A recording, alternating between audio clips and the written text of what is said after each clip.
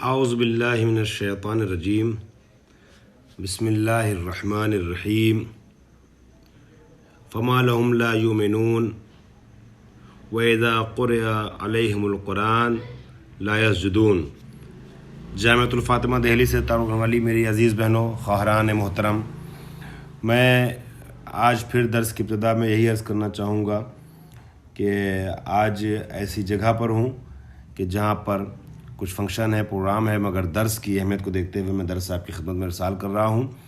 تھوڑی سی ڈسٹربنس اور تھوڑا خلل ایجاد ہوگا، جس کے لیے معذرت پہلے سے۔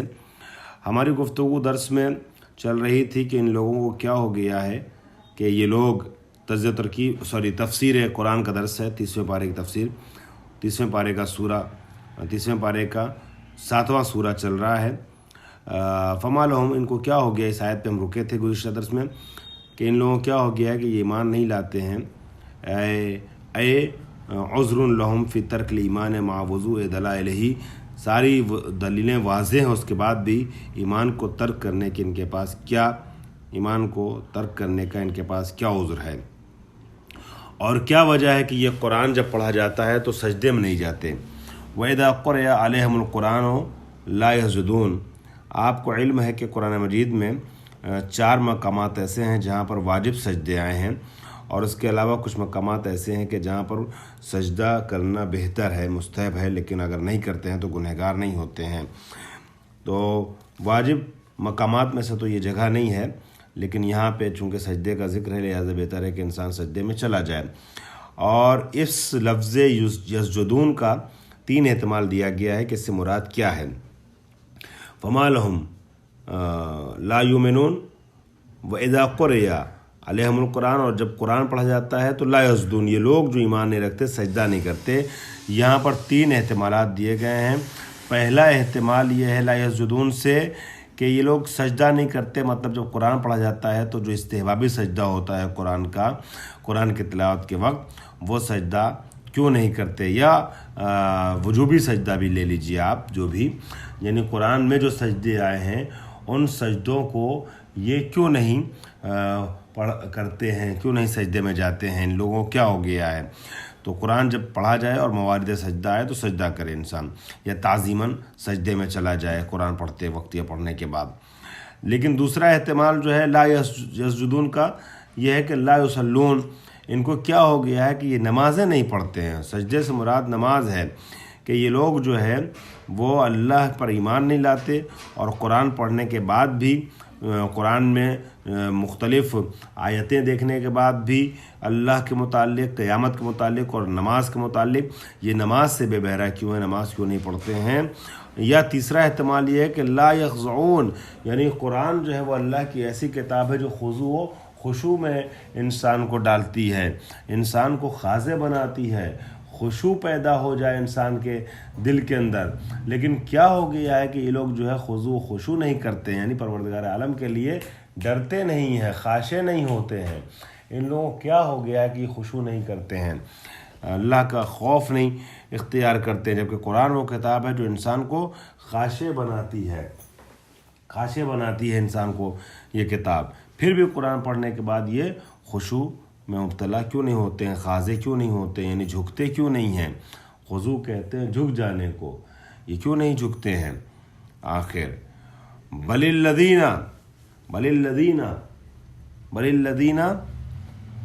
کفروا بدلائل الایمان یکذبون، بلکہ یہ لوگ نہ صرف یہ کہ خاضع نہیں ہوتے ہیں اللہ کے لیے، بلکہ یہ لوگ دلائل ایمان کا انکار کرتے ہیں، تکذیب کرتے ہیں۔ اتنی دلیلیں آ گئی ہیں ایمان کی، اور ایمان کی دلیلیں آنے کے بعد بھی نہ صرف یہ کہ ایمان کی دلیل آنے کے بعد بھی یہ لوگ جو ہیں وہ ایمان نہیں لاتے ہیں، بلکہ دلائل ایمان کا انکار بھی کرتے ہیں۔ اس طرح کے یہ لوگ ہیں۔ بہرحال تو میں عرض کر رہا تھا کہ واللہ عالم بما یوعون، اور خدا خوب جانتا ہے کہ یہ لوگ اپنے دلوں میں کیا چھپائے ہوئے ہیں. معذرت چاہتا ہوں آپ لوگوں سے, بیچ میں کسی کے آنے کی وجہ سے خلل واقع ہوا. میں نے جیسے عرض کیا کہ کسی ایسی جگہ بیٹھا ہوں کہ جہاں پر ڈسٹربنس بہت ہے, کسی نے آ کے ڈسٹرب کیا مجھے, خلل واقع ہوا. بچوں میں بھی آ رہے ہیں, بڑے بھی آ رہے ہیں. میں آیت کو آیت سے ملا رہا ہوں, اس کو غور کیجیے گا کہ وَإِذَا قُرِئَ عَلَيْهِمُ الْقُرْآنُ, جب قرآن پڑھا جاتا ہے تو یہ لوگ جو ہیں وہ سجدے میں کیوں نہیں جاتے ہیں. یہاں تیسرا احتمال میں عرض کر رہا تھا کہ خاضع کیوں نہیں ہوتے ہیں اللہ کے سامنے. بل الذین کفروا, بلکہ جو لوگ کفر اختیار کر چکے ہیں, بدلائل الایمان یکذبون, ان لوگوں کا عالم یہ ہے کہ یہ نہ صرف یہ کہ خاضع نہیں ہوتے ہیں بلکہ ایمان کی جو دلیلیں اس کی تکذیب بھی کرتے ہیں. ایمان کا جو وہ ہے کھلی ایمان کی نشانیاں ہیں, ان نشانیوں سے یہ گریزاں ہوتے ہیں. یہ لوگ تکذیب کرتے ہیں, جھٹلاتے ہیں, جبکہ واضح دلیلیں ایمان کی آ چکی ہیں. اس کے بعد پھر اعلان ہوتا ہے کہ واللہ عالم بما یعون, اور خداوند عالم ہر اس چیز کو جانتا ہے کہ جو یہ لوگ اپنے دل میں چھپائے ہوئے ہیں, ظرف دل میں, ظرف قلب میں چھپائے ہوئے ہیں, اس کو خدا خوب جانتا ہے. یجمعون فی صدورہم من الکفر, اور ان کے دلوں میں جو کفر اور بغض ہے بھرا ہوا ہے, خدا کا انکار اور مومنوں سے بغض, اس کے بارے میں ان کو خوب خبر ہے, خوب جانتے ہیں.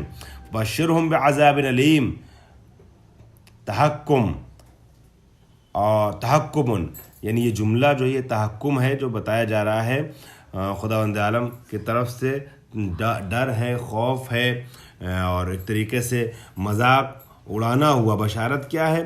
بشارت عام طور پر بشارت لفظ جو استعمال ہوتا ہے, جیسے میں نے گزشتہ درس میں کیا تھا, اچھی چیزوں کے لیے استعمال ہوتا ہے بشارت کا لفظ, لیکن یہاں پر جو ہے بشارت کا لفظ اس طریقے سے تحکماً استعمال کیا گیا ان کا مذاق اڑانے کے لیے کہ ان کو بتا دو کہ عذاب علیم, دردناک عذاب سے یہ روبرو ہونے والے ہیں, مواجہ ہونے والے ہیں. الا, لیکن, اب یہ جو لفظ الا آیا یہ دو معنی میں ہے. یہ لیکن یعنی لیکن کے معنی میں بھی ہے, لیکن استدراکیہ جو ہوتا ہے, اور استثناء متصل, جیسا کہ آپ نے پڑھا استثناء منقطع, استثناء مفرغ اور استثناء متصل وغیرہ. تو یہ استثناء متصل کی ایک قسم ہے. دو احتمال دیا گیا ہے, یا تو استدراک کے معنی میں ہے یا استثناء متصل کے معنی میں ہے. اب یہاں فرماتے ہیں تفسیر کرتے ہوئے اللہ کی کہ فبشرہم بعذاب علیم, ان کو بشارت, خدا تعالیٰ نے شاہ فرمایا کہ ان کو عذاب علیم کی بشارت دے دو جو یہ انکار کرتے ہیں ایمان کی دلیلوں کا.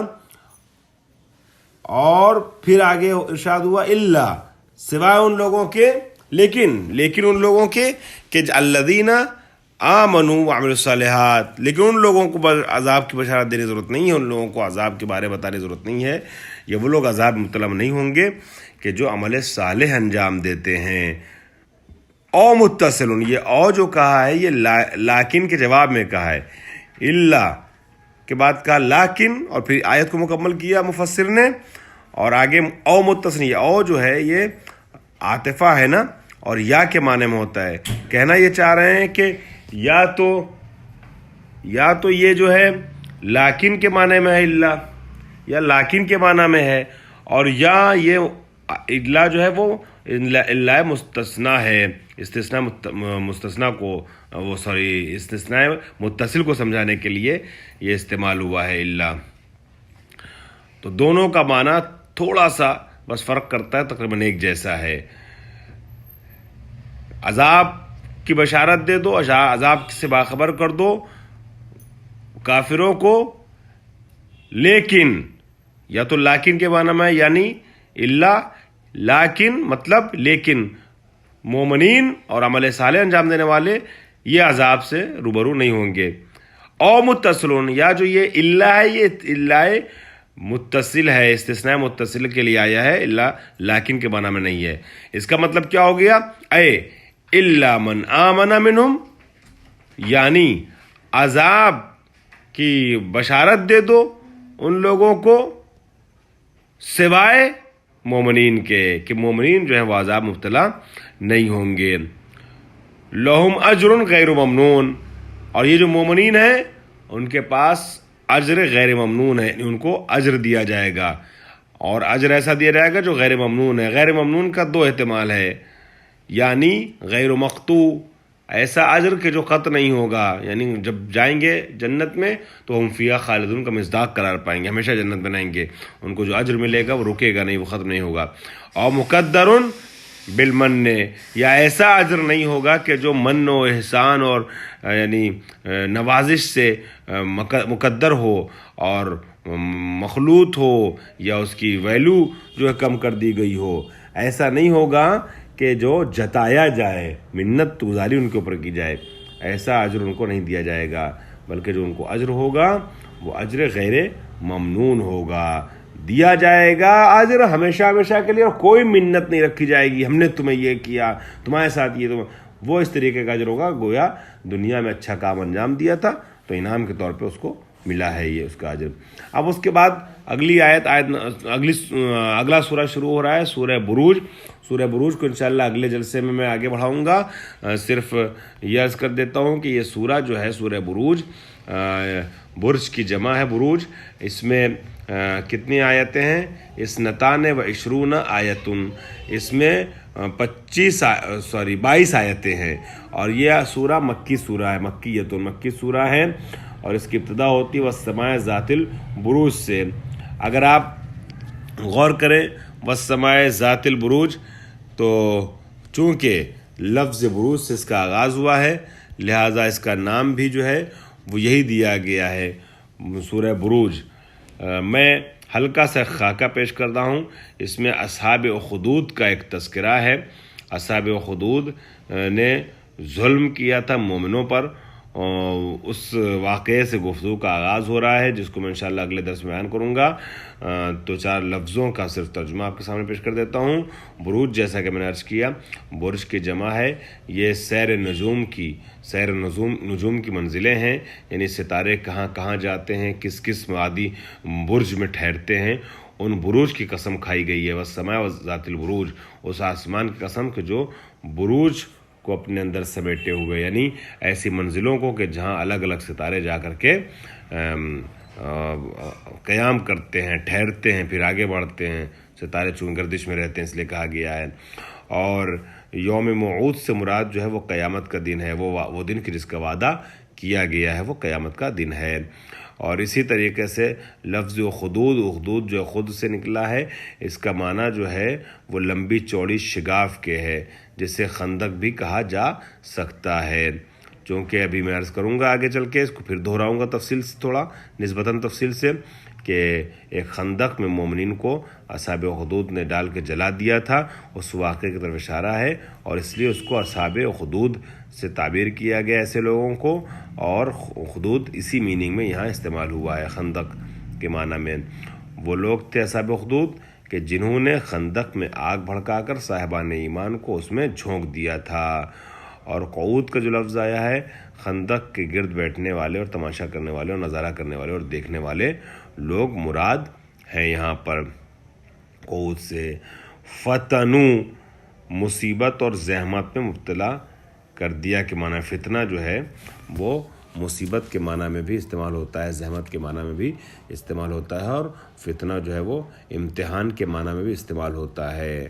نبلوکم بالشر والخیر فتنۃ، قرآن نے کہا ہے کہ ہم سورہ آل عمران میں کہ ہم خیر اور شر دونوں مبتلا کرتے ہیں تم کو آزمائش کے لیے، فتنۃ، ٹھیک ہے. اور اولاد کو اور ازواج کو اور گھر والوں کو بھی جو ہے، مال کو، دولت کو بھی فتنے سے تعبیر کیا گیا ہے. یہ سب فتنہ ہے. مطلب کیا؟ یعنی یہ سب آزمائش ہیں اور امتحان ہیں، اور آزمائش اور امتحان میں انسان کو اللہ کی مدد حاصل کرتے ہوئے اور توفیق کی دعا کرتے ہوئے بخوبی باہر نکل جانے کی کوشش کرنا چاہیے.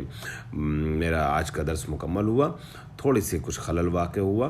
میں نے پہلے عرض کیا ایسی جگہ پر ہوں جہاں پر مجھے اطمینان نہیں تھا کہ بغیر خلل کے درس ہو سکتا ہے، لہٰذا میں آپ لوگوں سے معذرت چاہتا ہوں، اور امید کرتا ہوں کہ اب درس کا جو مطلب ہے وہ آپ کے ذہن تک منتقل ہو گیا ہوگا. وآخر دعوانا ان الحمدللہ رب العالمین.